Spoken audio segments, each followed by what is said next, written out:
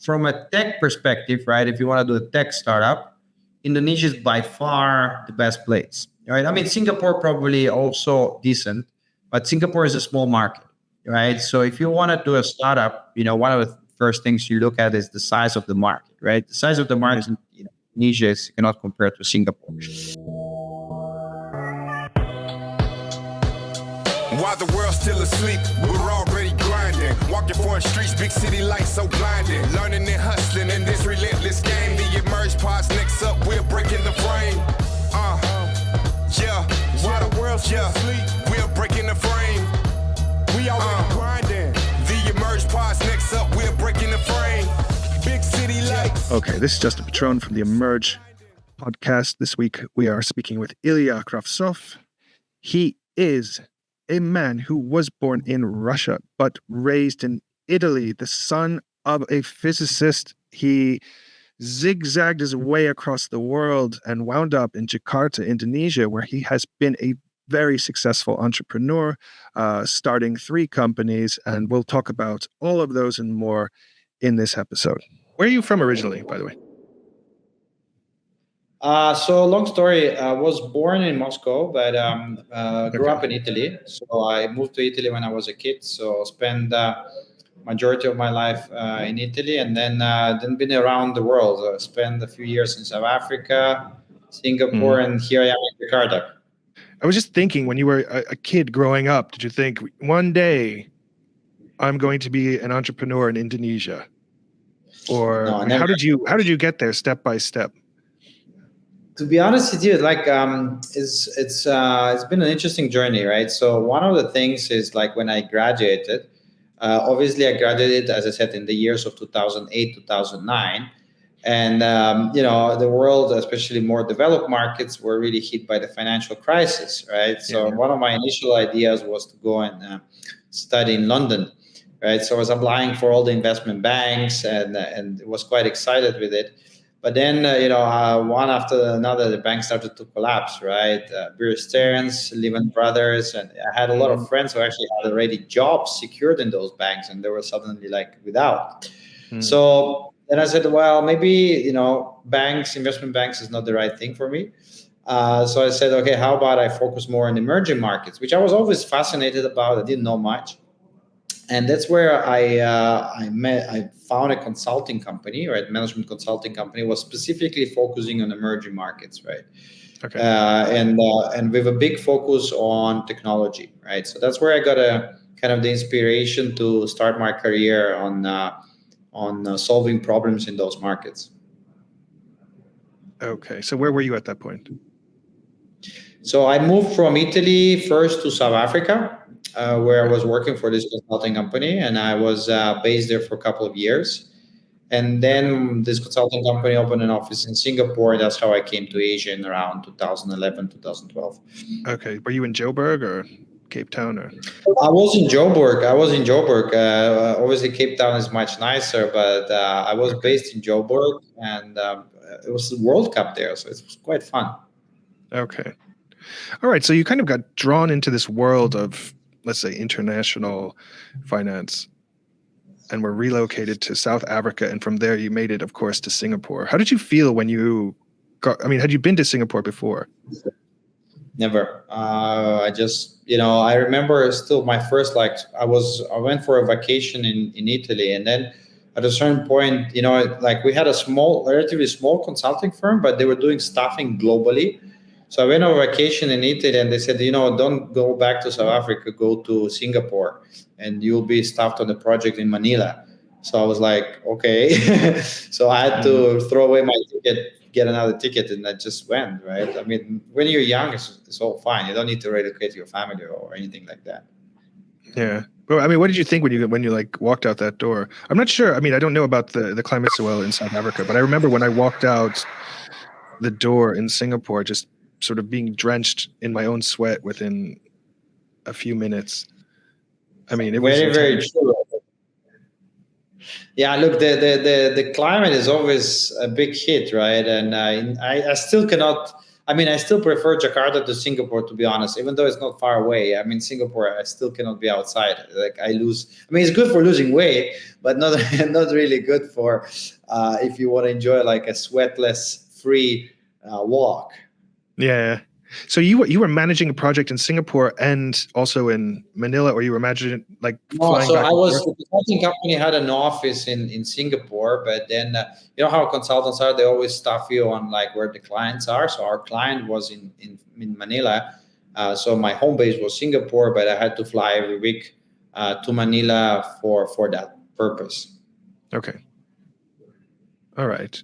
But we still haven't gotten to Indonesia yet. So how do you get from Manila to? Well, at a certain point, I decided to shift from my consulting career to my entrepreneurship career, right? So Okay. I still remember in 2012 when Facebook bought Instagram for $1 billion, right? And Instagram at that time had only like 12 employees. I was like, okay, maybe I'm like doing something wrong in my life. So I said, okay, how can I be part of that, right? And I knew that I didn't know much about the startup world, but I Mm. was eager to learn. So I had like these considerations: should I go and do an MBA, somewhere in US or whatever, or should I just take my luggage and go to Indonesia and start a startup? And Indonesia at that time was like pre-tech boom, right? So the old indicators were looking very positive for the country and the evolution of tech, but it was still pre-boom. So I decided I didn't want to go do an MBA, and yeah, that's how I ended up in Indonesia. Okay. So you get off the plane this time in Jakarta. And I mean, we were like looking at Jakarta before. The population size is almost like New York, a little bit bigger. Obviously, people do go to large cities to realize their dreams, but I have to say I would be pretty intimidated if I were in your shoes at that moment. Waking up in this huge city where maybe you don't know anybody, with only a business plan.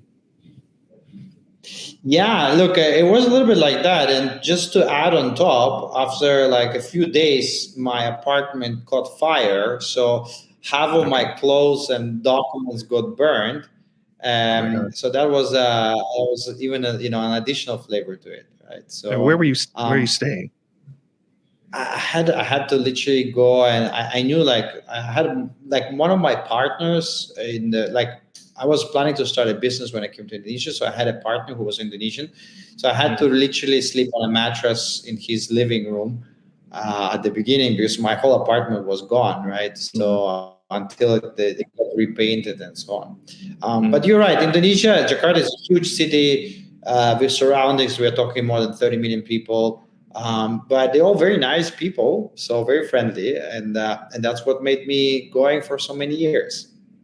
Okay, so the people actually drew you in, is what you're saying, that you felt comfortable there. I would say people, but plus the opportunity, right? Like I always compare to Jakarta, like to this movie Apocalypse Now, when when they're like in that kind of in the middle of the jungle, right? So it's like Mm. it really seems like there's a lot going on, and not everything is positive, but there's a lot of energy that is coming out of it, right? So I always compare Jakarta to that, right? When you're stuck in 2 hours in the traffic and pollution and all that, it's not Mm. always positive feelings, but there's a lot of energy is coming out of that, right? And that energy is actually something that really motivates me to be here and to do better for the country.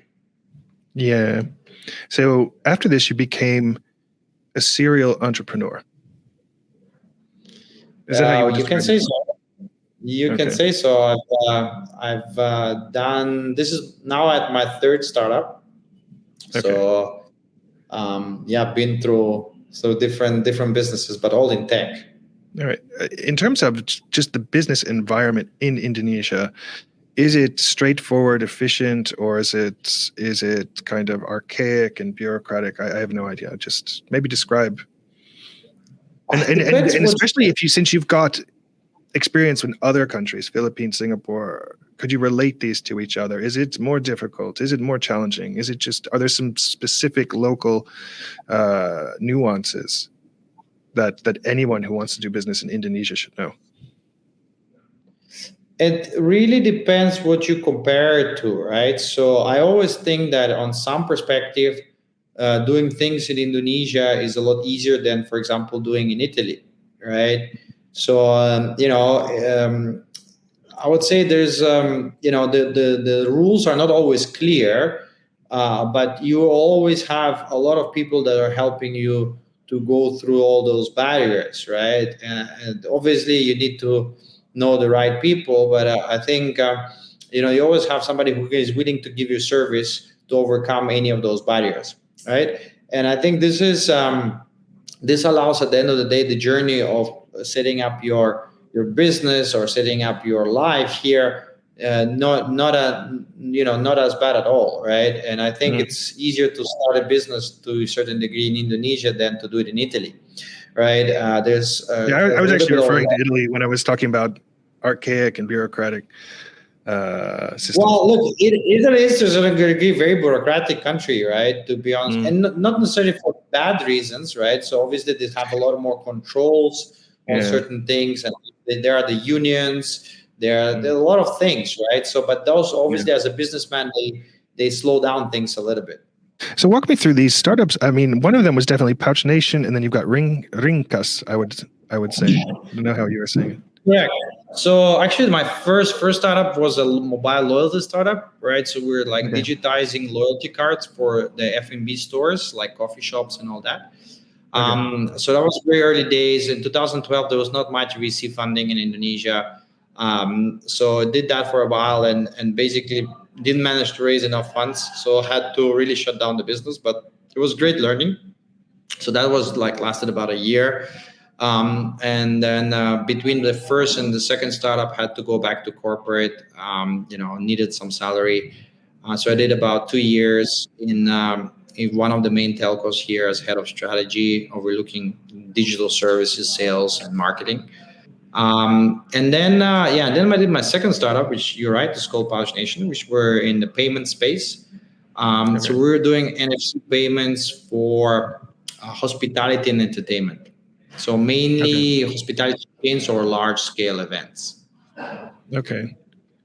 So PouchNation, how many people are involved in that? I understand. Are you still involved in it any way in, let's say, a board member role? I I sold the business, so I'm not involved in any way.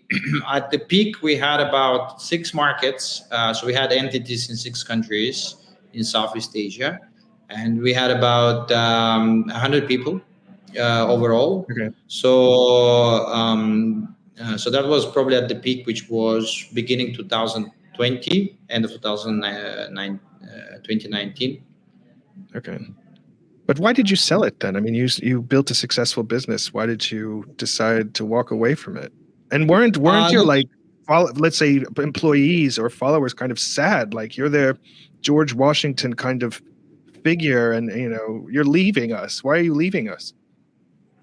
look, I think to be honest with you, it wasn't also a natural course, right? So Yeah. we've built a business and we grew it, very successfully. In 2019, we did our Series B round, and Traveloka, which is one of the main unicorns here in the travel space, came in, and things were going well. But then the pandemic came, so we had to really reinvent our business and go towards the profitability route.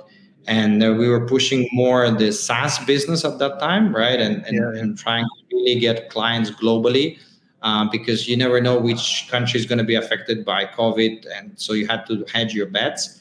And so the business that I started became a slightly different business when I exited, because it was more of a global SaaS business, and I'm not a SaaS expert in that sense. So it wasn't natural for me to pass it to somebody else who was more expert in that field, Okay. and drive it farther, right? So I think sometimes it happens that you run your course as a Okay. founder, and you put somebody who's better than you. Okay. And then how long did you sit around before you jumped into your next business? Was it a short period of time, or you just got I did, right I to it? did quite a bit of research. Quite a bit of research. So we spent with my current partner about 6 to 8 months, I would say, to really researching and understanding. Every business you start, you look at it in a bit of a different way. You learn from your previous business, so you want to avoid the previous mistakes. So we wanted to really spend enough time to understand the industry, to talk to the stakeholders. So yeah, about 6 to 8 months time before we kind of fully rolled it, jumped into it. Okay. But where did the idea for it come from? It was just one day you're like, we need that. No, I'm going to do that. Or someone suggested it to you at a party, or you guys should look into this. I believe in to a certain degree in that like in when I was a consultant, right? Sometimes you're thrown into a new project, new client that you don't know much about, right? So then you kind of like really start learning about it very, very fast, and then you come up with completely new perspective on things, right? So similar in startups, I'm a big believer that experience in certain sector matters, but it's also can backfire to a certain degree, because you already have like fixed mindset on certain things, right? So in choosing this industry, I mean, it had an element of fintech, which I was experienced in, but then it had an element of like mortgages or home financing, which I was not. But the fact that I was not, it actually gave me a kind of like say, okay, we can look at it with a fresh eyes. And we knew that mortgage penetration in Indonesia was very low. It's below 3%. The housing backlog is really big. So there's about 14 million people who don't have houses yet. So we knew a problem was there. We knew that it was early days and nobody has really cracked it from a tech perspective. So we said, look, this is something that we think can be big, solves a big problem, and you can actually generate a lot of impact. And the generating impact was one of the important considerations for me at that time, because it was not my first business or my second. So this is where at a certain point, you really want to make sure you can not only do something that can scale big, but also help people. Okay. So you got started on it. And where did you come up with the name for the company, by the way? Does it mean something, or? So Ringkas, actually, my wife came up with the name. Ringkas means in Indonesian shortcut, right? Okay. Brief, concise shortcut, right? So we really wanted to kind of give people, a shortcut towards getting their first mortgage approved, right? And not only eventually for mortgages, it could be for anything. So we thought it was a catchy name, and I think it resonates well. Okay, so you got started in Ringkas. And when was that approximately? Is it post-pandemic already? Is this 2021? It was just at the end of the pandemic. So we've been running Ringkas now close to a little bit more than 2 years, right? Okay. So so it's been a bit more or less plus minus. So what do you offer through Ringkas? So we define ourselves as embedded financial infrastructure platform, which sounds quite complicated, but I can basically dissect it a little bit. Yeah, right? I'm thinking about like the different products or services that are sort of accessible through this. Well, look, very simply speaking about it, right? We build pipes between large property developers and banks, and we help property developers to channel their customers through those pipes to the banks in a digital way, right? That's like a one-liner to define us, right? Okay. Obviously, you need to understand that there's different stakeholders, which is the home buyers. This is one stakeholder, which is eventually our main customer. There's our partners, which is the property developers or property agents, and then there's the financial institutions, which are the banks, right? So we operate across those three stakeholders, right? And eventually trying to add value to each of them, right?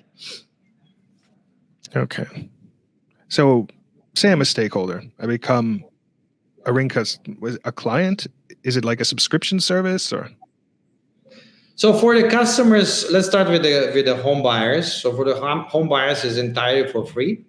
And what they can do with us is they can fill in one digital application and submit that digital application to multiple banks at the same time, right? Okay. So there's like a website or like a portal or a so it's a web-based platform, and they can do it either themselves or they can be assisted by their property developer where they're buying a house. In Okay. majority of the cases, in Indonesians, they like service, so they usually would be assisted by the property developers who onboard them and then channel their applications to multiple banks at the same time. Okay. Okay, that makes sense. May I ask, are you satisfied? Are you happy with what you're doing right now with this company?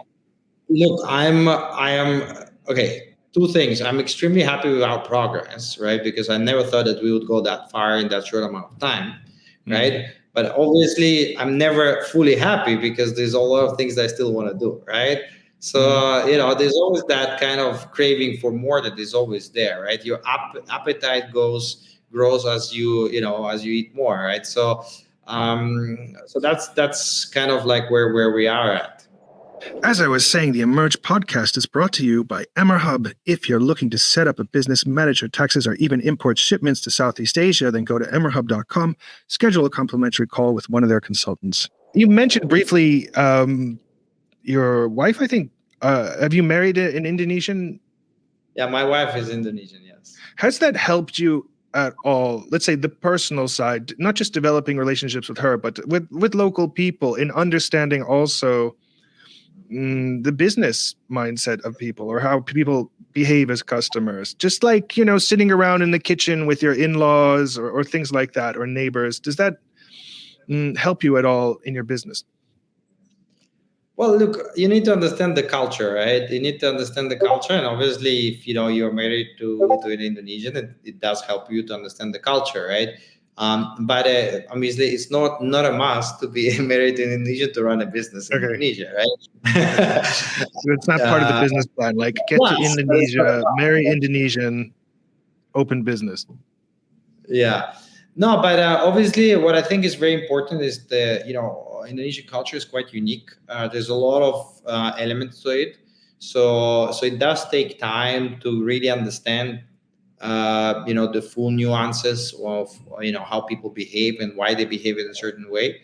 So I do encourage anybody who wants to set up business here or come here to take their time to really, really understand and not to rush into conclusions, right? Because conclusions will be like fast conclusions. Most likely will be very wrong and misleading, and might offend people. So do take your time to really understand. Okay, someone that said to me that a lot of entrepreneurs pass through Jakarta, but they don't stay there. Maybe they're there for 5 years and then they move on. Is it something you agree with?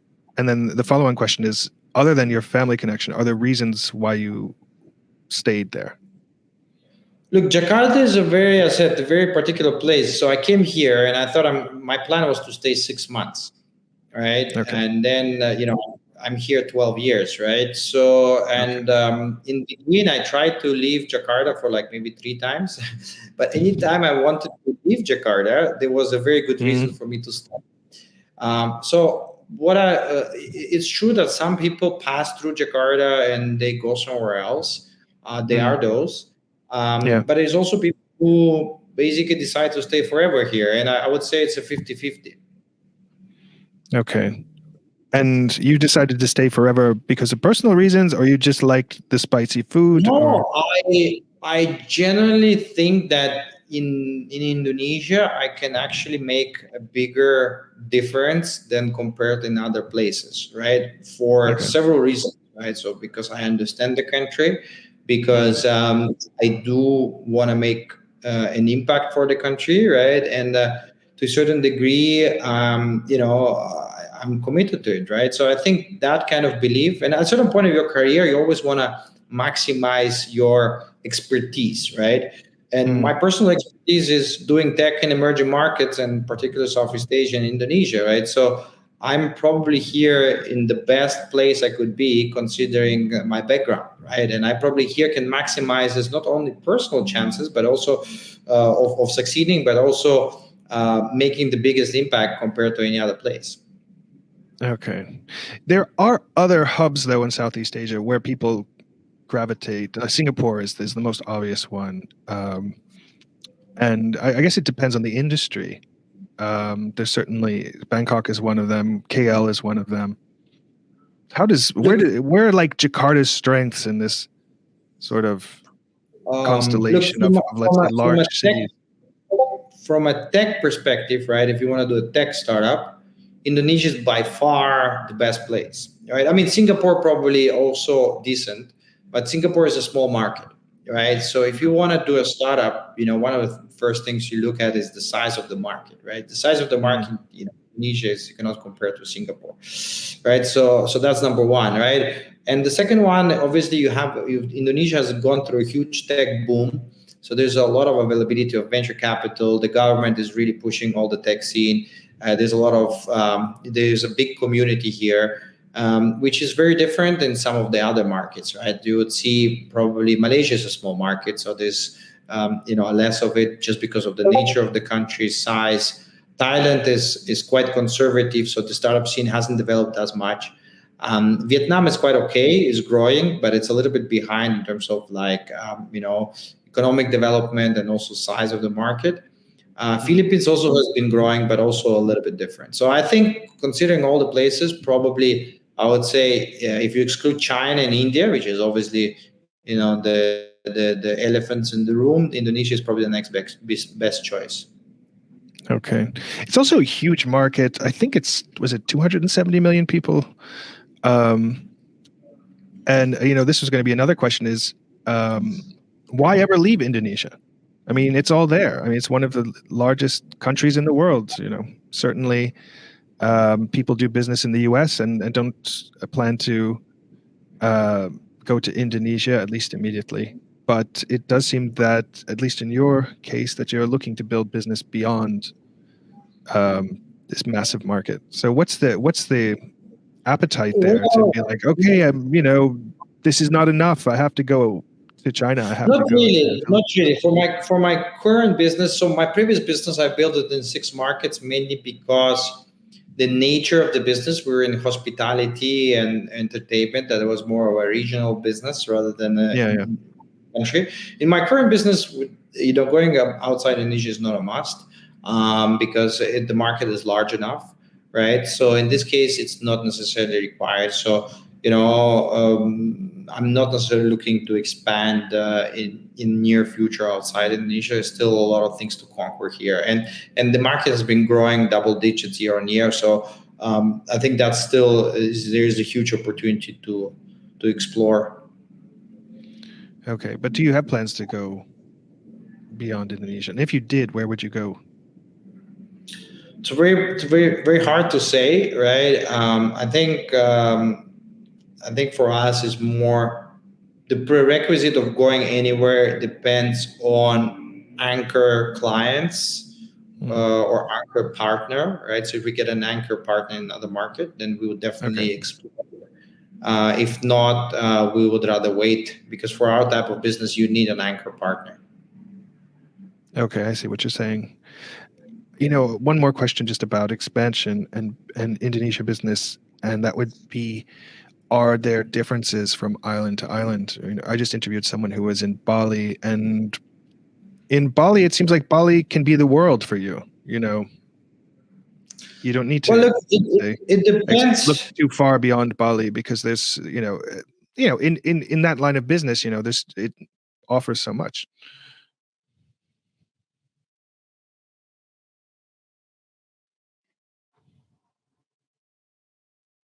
Okay. I lost you for a sec. Yeah, I did. Just there. So we were talking about doing business within Indonesia. There are obviously different ethnic groups, different language groups, different religious groups. Bali is, I think, Hindu, and then the remainder is majority Muslim. I'm just wondering, does that at all affect your business too? Island to island? Look, I think definitely different islands have some variation to a certain degree. I mean, Java is the largest island, 150 million people, and it's not as different. But of course, there are some people who think Bali is another country, right? And it's like, yeah, I've been to Bali, but I've never been to Indonesia. So there are those, and I would say I'm Bali one of them. I mean, I've been to Bali, but that's it. Well, Bali is a separate animal, right? Bali is it's a I would say it's not Indonesia to a certain degree, meaning that it's very different. It has different culture, different religion, and it's very a lot of mixture of different people living there from all over the world. So I think it's very different. If you really look at catering to 95% of the population, and you're looking at building a product for 95% of the population, probably you would better be based in Jakarta, where is the major economic hub and political hub, right? If you want to be more on a vacation retirement vibe, and building more smaller businesses which are equally good, nothing bad about that, then Bali could be a great place. You could be a developer and developing some villas and making really good money, right? So I think it really depends on your personal priorities, I would say. Okay. All right. You are also a mentor. At what point did you become a mentor? Is there like a crossing over point where it's like, okay, now I know what I'm talking about, so now I can teach others? Or is it a learn on the go kind of thing? Actually, mentorship is two things, right? It's not only mentoring, but it's also learning yourself, right? So whenever you mentor others, is you learn a lot, right? So for me, one of the reasons to be a startup mentor is, I've been doing startups, majority part of my life, so I enjoy doing it. I enjoy talking to entrepreneurs, but also the other reason is like when you're running your startup, you are in a bubble yourself, right? So you want to get out of it. You want to learn from other people doing different projects, right? And then, usually it's very hard to do that when you're really so deep into something, right? So I actually, it forced myself to get out of a little bit of a couple of hours, a week or a month, and learn what is out there. And it helped me a lot. And hopefully I helped also a lot of people with my mistakes, whatever mistakes I did during that journey of building the 3 startups here. And I think in startups, everybody should have a mentor, right? Doesn't matter how senior you are, because there's no books you can read to say, okay, you should do it this way or that way, right? There's no university you can go that will tell you what really to do. So there's certain experiences and there's certain methodologies that are there that can be helpful. And those experiences and knowledge can be shared only from somebody who went through it, right? So it's always good to have a mentor at whatever stage you are. And I do have mentors as well. So, but it's really great to help the community and give back a little bit. So the people you're mentoring ask you a question, and then you go back to your mentor and ask them for the answer to that question. Middleman. No, I think in my case, is like I said, there's a lot of first-time founders who want to build their companies in Indonesia, and they don't know where to start. And to be honest with you, they're all smart people, and they all will get there. The question is, how long will they take them going from A to B, right? And that time can be compressed if somebody tells you a few tricks, right? So the only thing I want to help with is help these people compress this time. And if you compress this time, you can actually be a lot more successful, because in startups, funding is another thing that always runs out, right? So if you compress the time, you have the chance that your funding runs out is less and less, right? And that's what will help people to survive and build great companies. Where are the founders coming from? Are they transplants like yourself, or are they university kids coming out of, let's say, technology tracks in the university? You have a little bit of everything in Indonesia. You have people coming from abroad. You have a lot of Indonesian founders. You have coders, right? So there's really, like in any country, like a founder is not necessarily like a one profile, right? There's a lot of different profiles, and there's a lot of reasons why people do it and why they want to be a founder. So I think there's a good mixture of different people from different backgrounds, but definitely there's a lot of people coming from abroad that want to start a company in Indonesia. That's definitely there. Okay. All right. And what are their main, I wouldn't say complaints, or let's say challenges, issues that they're coming to you with? Is it just simple stuff, or, I mean? Well, I think there's a few things, right? So there's a lot of simple stuff, right? Like they will ask me, oh, how to, can you give me contact to incorporate the company, or can you give me contact of a notary or whatever, right? So that is always the case because they don't know where to start, right? So it starts from a simple checklist to a more complicated thing, since whether the strategy that I have for this product makes sense for Indonesia, or whether how can I go and raise money from investors, right? How do I build trust in investors? Am I building something that investors would even consider investing in, right? So there's a whole spectrum of questions, but there's definitely a lot of, like, I would say, startup in a box setup questions that is always there, right? Because everybody needs to go through that. Okay. And then they're the more technical hands-on parts.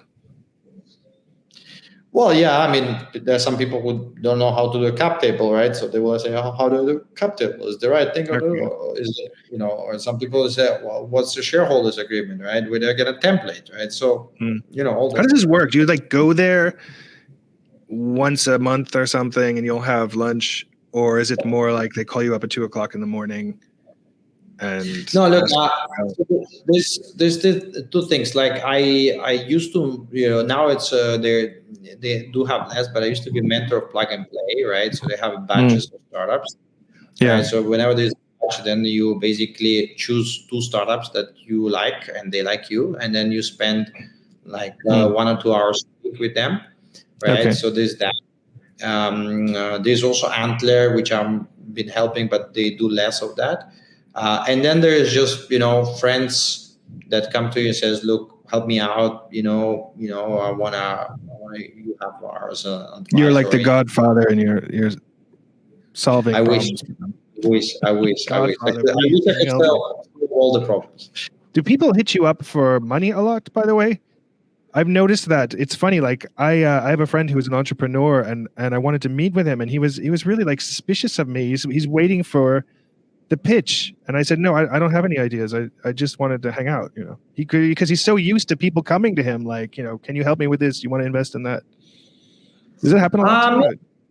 No, I mean, not necessarily. I think it's more like genuine people who would like want advice, and basically, they just generally need help. So, but you have a little bit of everybody. There's a lot of people who come new to Indonesia, and they're like, I want to know everything. And obviously, it's like when they come with the question, I want to know everything, is a bit tough because you need to dedicate a lot of time, and your time is the most precious resource you have, right? So, yeah, I was going to also ask, like, what percentage of your time goes into mentoring? Is it like 15 or something, or it's not much?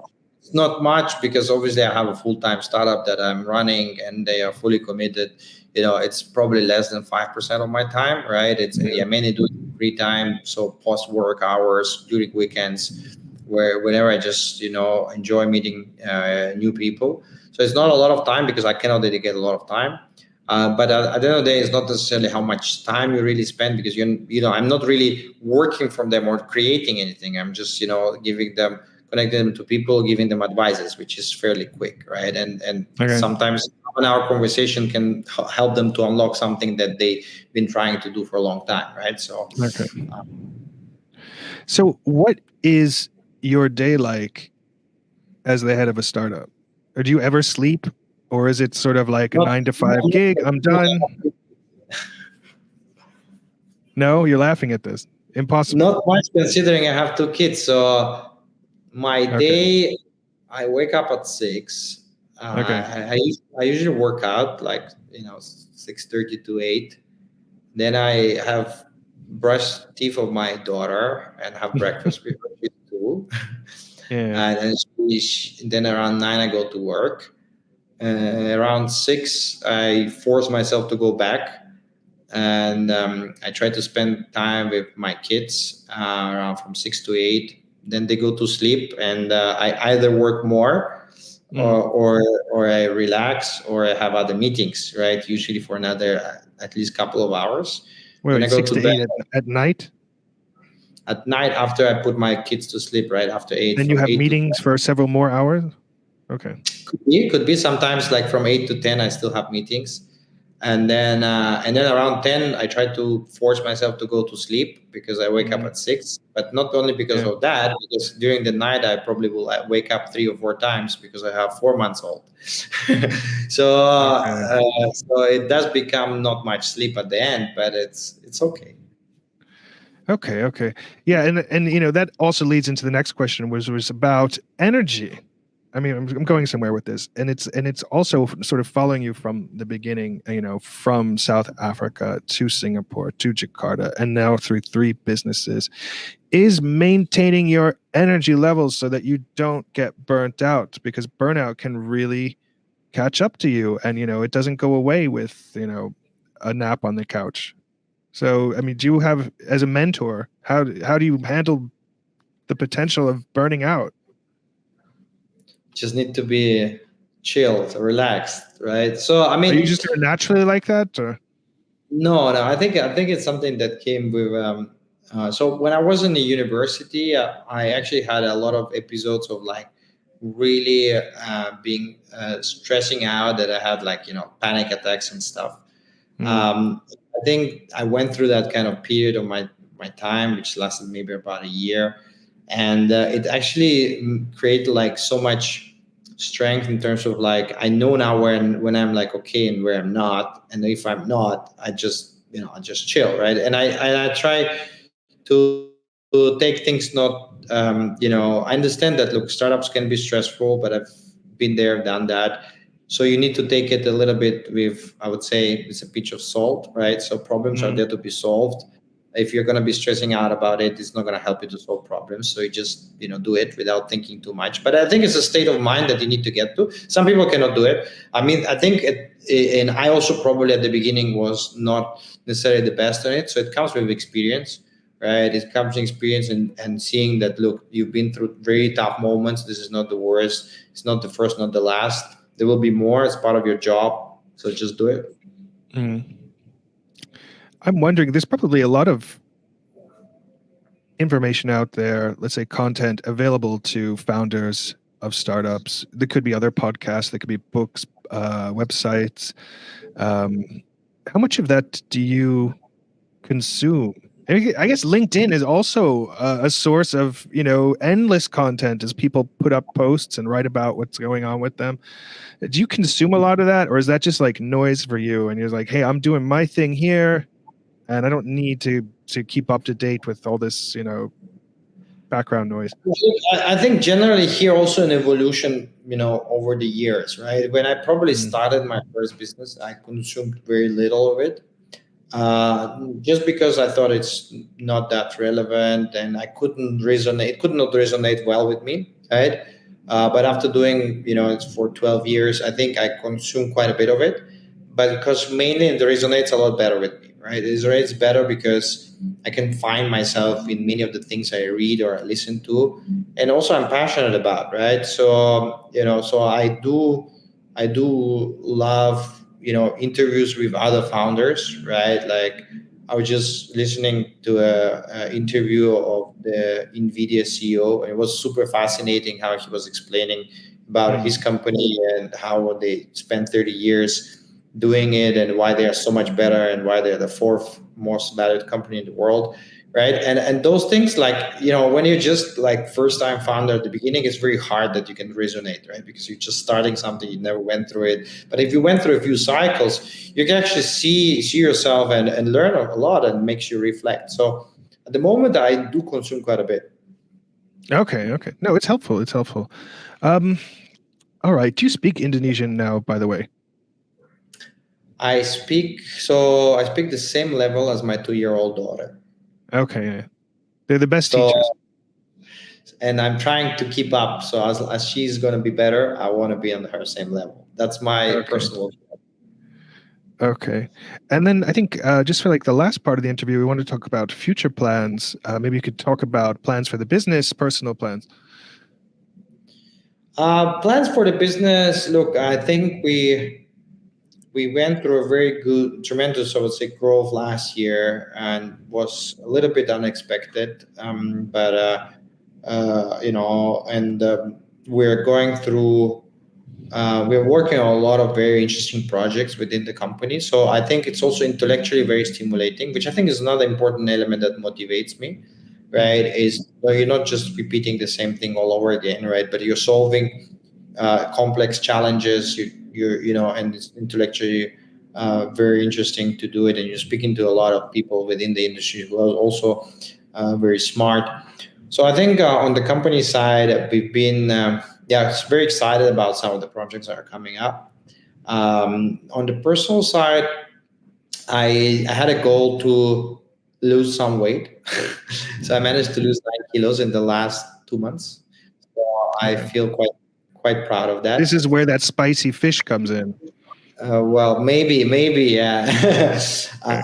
I wish it could be only the fish, right? So Yeah. I think what you also realize is that as you, let's say, enter a certain phase of your life, keeping like taking care of your body is like extremely important also for your mental health, right? And Yeah. that's why I force myself every day in the morning, to spend those like an hour and a half. I do it with like friends, so it's more fun, right? Are you running, or what's your main workout? Usually it's like a mix. Try different formats. I think I do like the best format that works for me is like 30 minutes run and then maybe like 45 minutes weights, because I also realize that as you become older you need weights, because otherwise your bone structure becomes like weak. And then to lose weight, I actually have catering service for like lunch and dinner, so that keeps my calories under control. Okay, so they know how much you are allowed to eat. Look, in Indonesia, it's very simple, right? Like getting a catering services, and there's food delivery everywhere, right? It's very cheap. It's actually cheaper Okay. than cooking your own food or even going to restaurants. And they just whatever you want. You want low cholesterol, they will cook you low cholesterol. You want I don't know, more protein, they will give you more protein, and it's like they will Okay. ship it to you. You have you can eat it in the office. So it's very convenient. Okay. Yeah, this came up when we were talking about business in Southeast Asia, that some people like start to live like gods. Not everywhere, but like, for example, I know someone who relocated to Southeast Asia, and he has like his own private cook, and after a while you start to think like he for him it's now become such a normal thing that he has his own personal cook, as his cleaner and the cook. And but if you're coming from like a European country, like what? But he just gets used to it. And I'm wondering, do you have that experience yourself, that you're just sort of... Look, I'm not I mean, I know a lot of friends who have a driver, a cook, Yeah. a nanny, and a My maid. driver's waiting for me. I have to go. Yeah. So I'm Dinner's not that ready. spoiled. I'm not that spoiled. I do admit I have a nanny because with 2 kids, and my wife also, used to work, and so it's tough. So I do have a nanny, but I don't have a cook, and I don't have a driver. I Yeah. drive my own motorbike. Yet. So yet, but it's true, because at the end of the day, it's very, it's not expensive to get a driver. You give people work, and they're grateful for that. And so there are a lot of people who do have a lot of help in that sense. So it's very, very, very common. And but it's not necessarily like living like gods in the sense that you are like, paying a lot of money, etc. It's actually quite, even middle class families, they do have helpers full time living with them. It's very, I would say it's also culturally accepted and normal. Yeah, I was actually reminded of Apocalypse Now when we were talking about that.